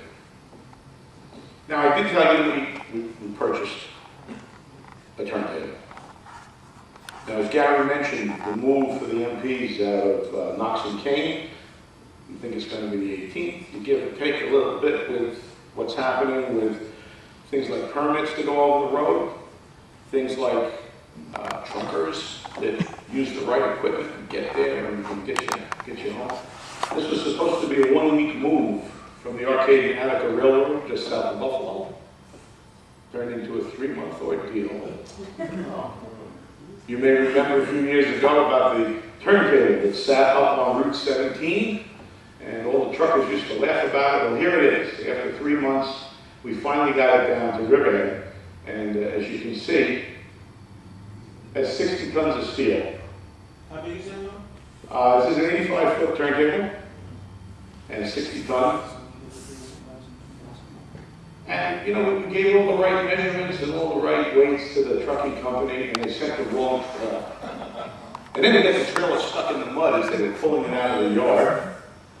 And then the state troopers had to bring in a great big Caterpillar payloader from a quarry out there. And that's when everything went down the tubes, because the state trooper they got to escort the big excavator was part of the motor carrier safety unit out on Route 17. Oh, good night, nurse. Good night, nurse. It's about where it was. He said, this thing isn't moving anywhere because the trailer you've got is too small. And this is the trailer that we were told we were going to get. And what we ended up with was a much lighter trailer. It had a lot more wheels, but they were smaller wheels. And it had a couple of tracks down it, and the company used to use it to run subway cars down to Baltimore. And it didn't work. So I sat around up there for 3 months until they worked it through the courts and they got things squared away. They did the right thing. We finally got this trailer, a wonderful trailer, and we got it to Riverhead. We started weekend after Easter, and we had it there on July 4th. And there we are. We got the trailer out. We're setting it on the blocking. Yes. And that's the way she looks today. So far, what we've done is we've treated it. Because it was up in a non-saltwater environment, it was in very, very good shape. Our engineers have told us that this is in much better shape as a turntable than the excellent turntable is out of Greenport. There's a lot of erosion from the elements on the turntable out of Greenport, and it will probably cost us 1.5 times to restore that turntable compared to what we're going to pay for this one. This is really in very good shape, and we painted it black and we put Riverhead on it so that everybody knows when they're in town where they are. Let's come on, Riverhead. Now, one of the things, and here's my marketing. You want to come to Riverhead at 10 in the morning. Because what you want to do is have a 4-hour block of time to do railroading. So, what I just took you through here in about 20 minutes, you spend an hour to an hour and a half going around with the docent and seeing all these things in real life. From 10 to about 11:20. At 11:20, the scoop comes from Ronkonkoma to Riverhead on its way out to Greenport on Saturday or Sunday. And what you want to do is leave your car at Riverhead. Let the engineer do the driving for you out to Greenport. At 11:15, go over to the platform, get on this train, and make your way to Greenport. Because what I have to offer you is, if you do both museums on the same day, your ticket to Riverhead is good out of Greenport. So instead of getting $10 out of you, we're only going to get 5. And you're going to get 2 museums, plus a ride through some of the most beautiful farm land this side of Strasbourg. You're going to go through the middle of the farm on the North Fork. You're going to bisect below Route 25 and County Road 48. You're going to see things that you never see from the road. You're going to go through the vineyards. You're going to go through the horse farms. You're going to see the little villages as they are. And to me, it's a beautiful half-hour relaxing ride, and as good, if not better, than what you see in Strasbourg. Strasbourg, I think everybody here would agree, it's a premier ride. So in 30 minutes, it brings you to Greenport. You've left your car at Riverhead. And this is what Greenport used to look like. People don't realize what a bustling terminal this was. And of course, we like to say that Greenport was the reason for the Long Island Railroad. Because when those money folks wanted to make money to get people to Boston, they knew that by coming to Greenport and taking the people off the train and putting them onto the steamboat to Stonington, they could cut that 2-day trip or whatever down to 11 hours. And they were very smart. Of course, we all know in the room, for the first 5 years, they made a bundle of money. They did very well. So, we had, for the early years, up until the 1920s, a very, very active yard out there. The passenger station, the docks that used to be able to allow the passenger cars to be pushed right out, porters would take the baggage from the train car, put it on the boat, people would step off the train car, step onto the steamboat, and they were on their way to Stonington, Connecticut. The existing turntable, still there. And they had this 4-bay roundhouse. This was an oil tank. The water tank and associated maintenance of way buildings were down here on the other side of 4th Street. And this was a happening place. No longer do we have the station agents little vestibule. This is burned and was taken off by the railroad sometime in the early 1900s. You can see the freight station back there. Very, very active freight area. And this is the home of the Railroad Museum of Long Island in Greenport since 1990, the existing freight station. This is what you see, Jaws, when you step out of your car. And here's the flora and fauna as you enter the front door. We also have a gift shop at Greenport. Sometimes we have people who just come to Greenport, they don't make it to Riverhead, and vice versa, so we have a very nice gift shop there. Books, timetables, all kinds of odds and ends. And this is the exhibit area. Now, let's see. We'll see a picture. We'll see a picture a little bit further in the presentation. Right along here is the existing, the old-fashioned potbelly stove and the chimney. And this area where we have a gift shop is where the Railway Express agent and the Long Island Railroad agent would work, this area here.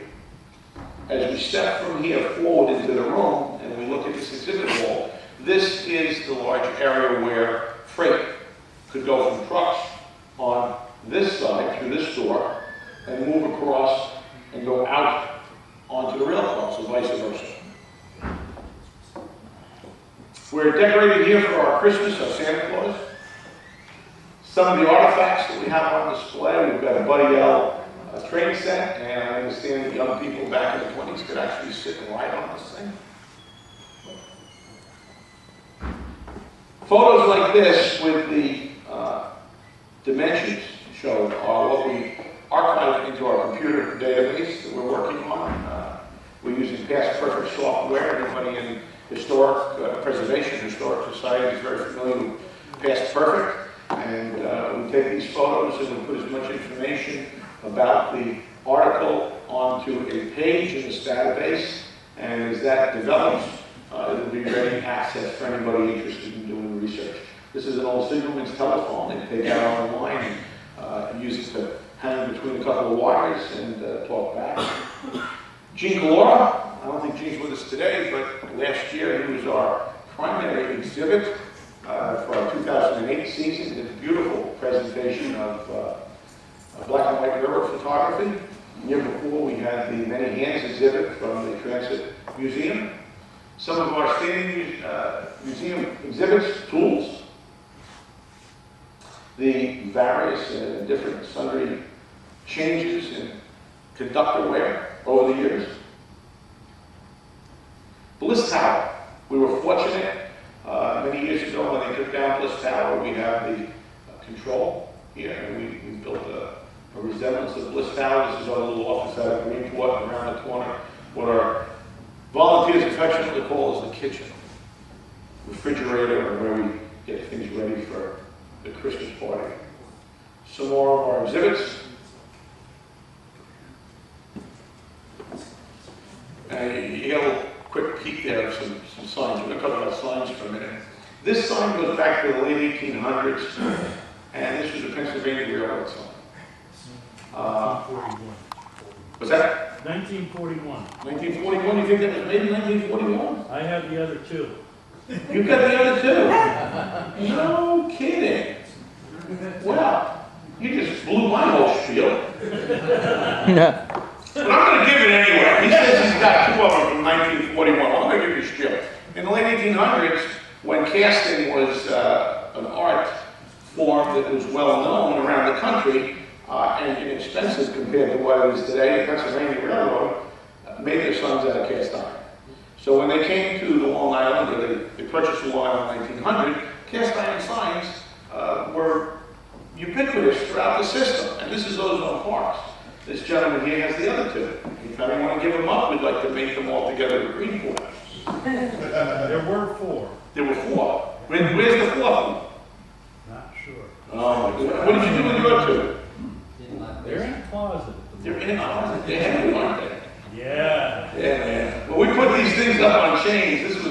This was quite the operation here when we put this thing up. we wanted to represent the differences in signage over the years at the museum. So this takes us back, and I'm going to stay with my late 1800s, early 1900s Pennsylvania Railroad. And then as the Art Deco period came in and we started seeing porcelain baked onto steel for everything from ice boxes to stoves, the Pennsy, staying with the times, went to this type of a sign. You can see they're maintaining the gold or the yellowish gold and red motif that they had in the old signs that they would cast. But I have to believe this was a less expensive way. It was the art of the time, and they were able to make more signs for less money. And they were really very, very pretty. So then we have porcelain on steel here, and this is East Mauritius sign. Well, you know, times were tight just like they are today, so we had to save money. And as you can see, this is probably post-Pennsylvania time, or certainly during the time in the 40s and 50s when the Pennsys didn't have much money. We have hand-painted on wood. This is a wooden sign, and it's hand-painted, and the best I can say about accoutrements is we have a little aluminum wrap around here to protect the edge of the wood so the grain wouldn't get down into the grain and ruin it, so they'd be able to keep it up on the station. Now these are the signs that I grew up with during the 1960s in Southhold. We had these on the Southhold station. And then finally what we see today, the ubiquitous aluminum sign with vinyl lettering. And again, as you can see, staying with state-of-the-art at the time, saving money. We've just walked through the years of Long Island Railroad signage.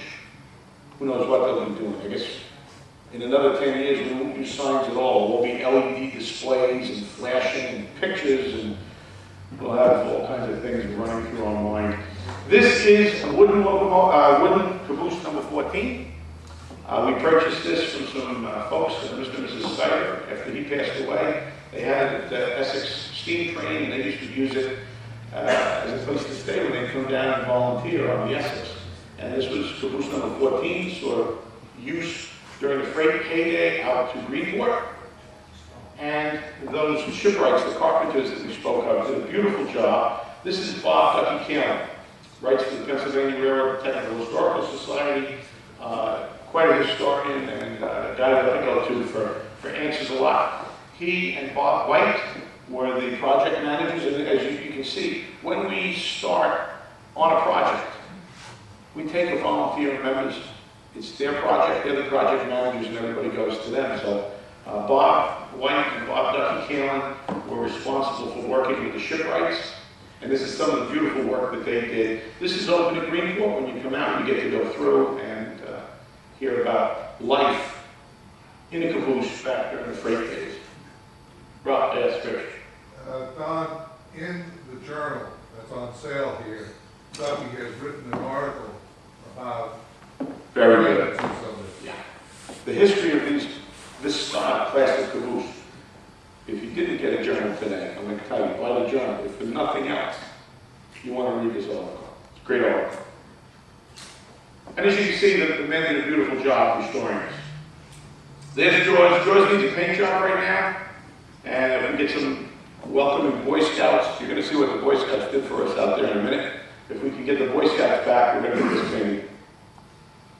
Ooh, I don't know why my computer wants to do that. It keeps, when it does that, you get to see where I'm going, and I don't have any more surprises to let you know. Well, you know what it looks like in the next picture because you start sliding through. We had the Boy Scouts, the Greenport Troop, attack this. How's that for AV? Wow. Yeah. Well done. Now, I have to say the paintings held up very good on here, and for that, we thank the Twin Forks Chapter, National Railroad Historical Society. About 10 years ago, you guys nailed this thing. You did a good job. The black paintings held up very well. And they painted Greenport on there.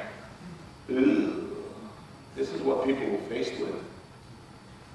There you go.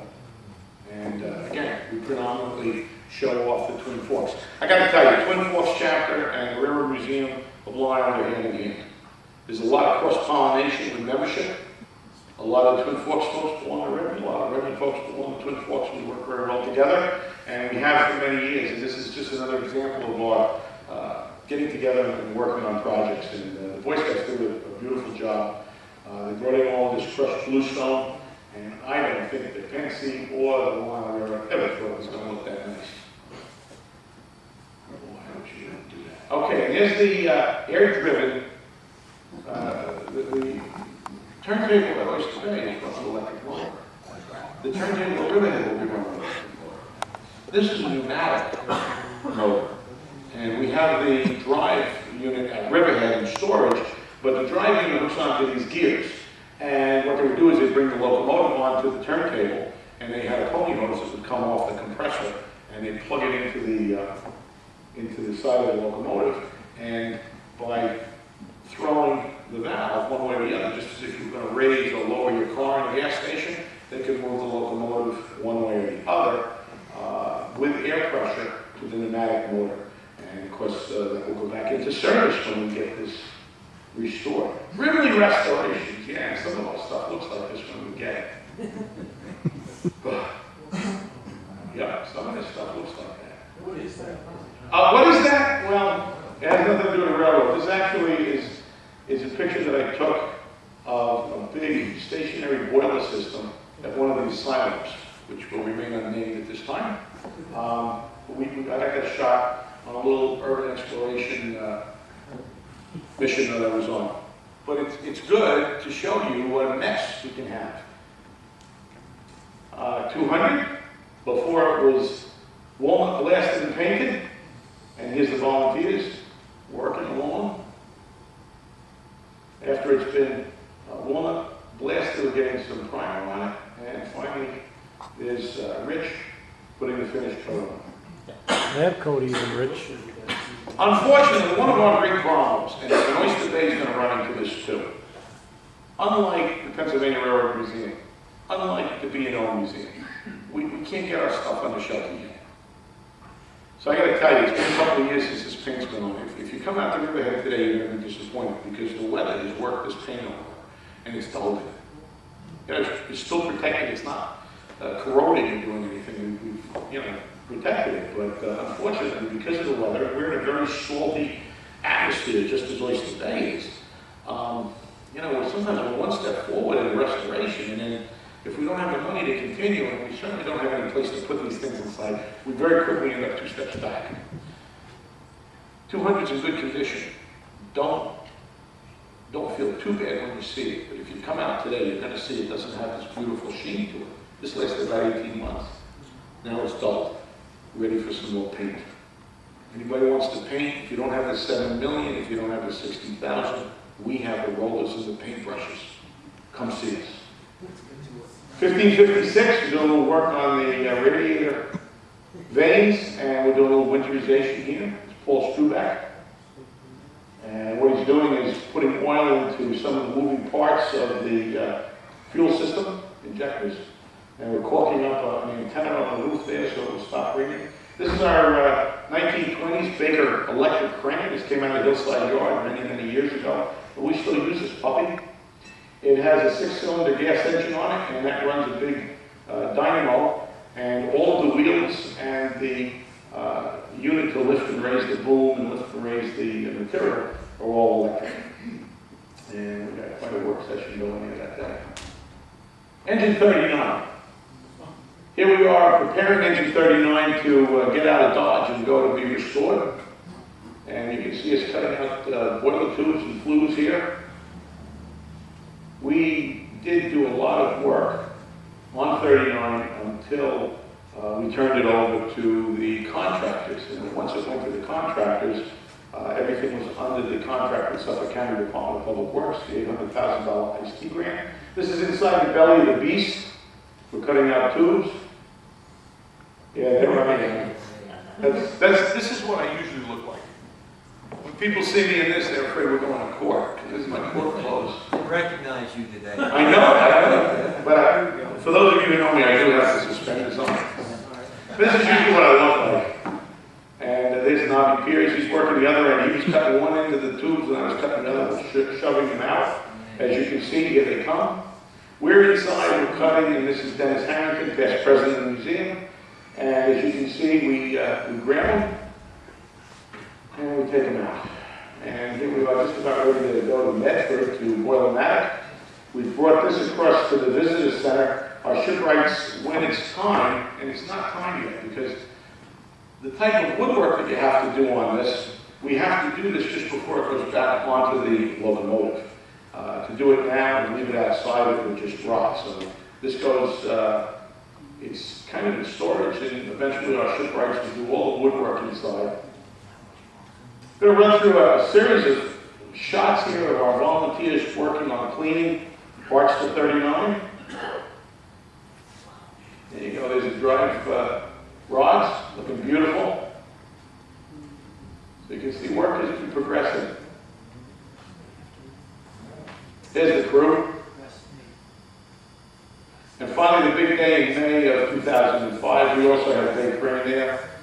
There goes our boiler and firebox off to Medford. And there goes the tender on its way to Medford. And there's the tender back in Greenport after a year of restoration. It's in beautiful shape. We're very pleased with that. We ran into some technical issues on the boiler and the firebox, and kind of dragged the project along for about a year to 18 months until we were able to resolve some of the technical issues that came up between the contractor and our consultants. And the way things ended up was our contractor subcontracted the work that's going on now to the Strasburg Railroad Company. So here's our boiler and firebox down at Strasburg. It went down in August of 2008, and we've made 3 inspection trips down since then. We're very, very pleased with the work that's been going on. The new roof sheet is going on. This is the section where there was a welt, and this entire roof sheet needed to be replaced, as Gary Farkash mentioned earlier. And there we have our ultrasound grids, just like they have with 35. As you mentioned with the roof sheets, and those of you working on the K4, you're familiar with a stress problem with today's calculations. The 3/8" steel for the roof sheet, relative, the 3/8" steel roof sheet, relative to the location of the staples, under today's calculations, only give us a safety factor of 185 to 190 pounds.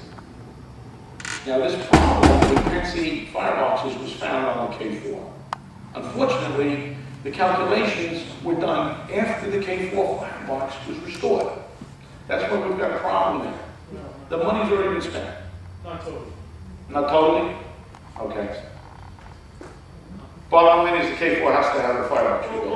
All of the Pennsylvania engines have a similar problem. Right. And that problem exists on the very top of the bell pair portion of the firebox, where it joins the conical part of the boiler in the course that has the steam dome. Correct. And that's where you have the worst case scenario, and you have the largest distance between the staples. Correct. And what happens is, at 3/8 of an inch, it doesn't meet the factor of safety of 4.0 or greater. Correct. So they're going to re-engineer it, and I think it's a 1/2 inch that we have to use on the Good. so. Good. John's right on the money. What we have done here, and correct me if I'm wrong, the issue with the K4 is they have to go back and do that. And that means more money for a project that should have been done. You know, fortunately for us, that engineering problem was found on the K4. Fortunately for 35 and 39, we're correcting the issue now. This is the new 1/2 inch roof sheet. And as you can see, it fits perfectly, and progress is moving along at a very, very fast pace down at Strasburg. So we're very pleased with the work. This is the new roof sheet. I just took those pictures about a week and a half ago. We were down for inspection, and outstanding work. So there's hope here. Now I'm getting the cuts on here. We're going to move through these quickly. You have one over a couple of minutes. All right, well, let me go through real quick. Our August Railroad Festival. Give you an idea of some of the things that you'll see if you come out. A lot of fun out there. Oh, yeah, a lot of stuff going on. MTA police, well represented over the years.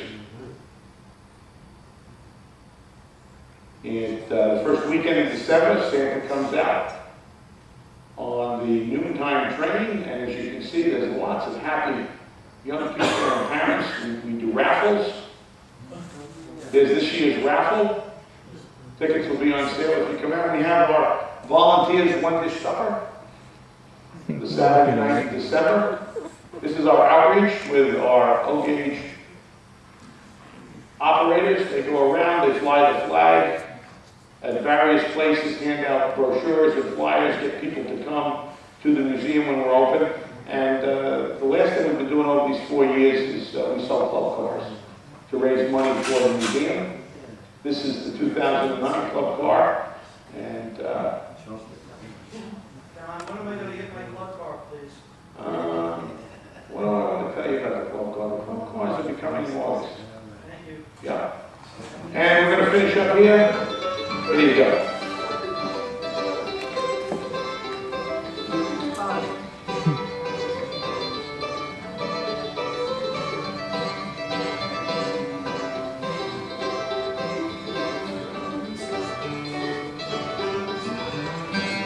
I've never been so lonesome for my hometown. It seems I've never been so far away. I know I was so unreasonable. I'll be gone before the break of day. I'll have to quit this daily ring. God, I'm gonna serve my dread. I'm sitting on top of an old boxcar, saying that I still wish to go around. Eastbound freight train, eastbound freight train, take me home again. Eastbound freight train, eastbound freight train, let me stay till the end.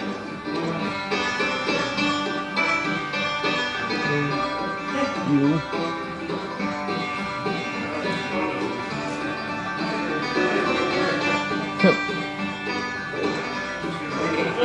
Oh God. Oh crap. Now never very far from my home. I'll never live again to run. I know I was born to ramble, but I'm gonna stick around my home. I can see the smoke go rolling out of that old postage. I'm sitting on top of an old boxcar, staring down that Hicksville track. Eastbound freight train, eastbound freight train, take me home again. Eastbound freight train, eastbound freight train, let me stay to the end.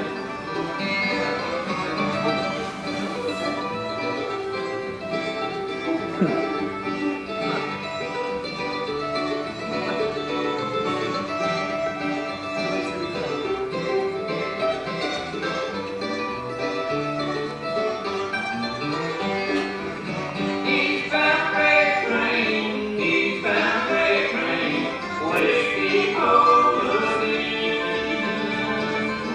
Eastbound freight train, eastbound freight train,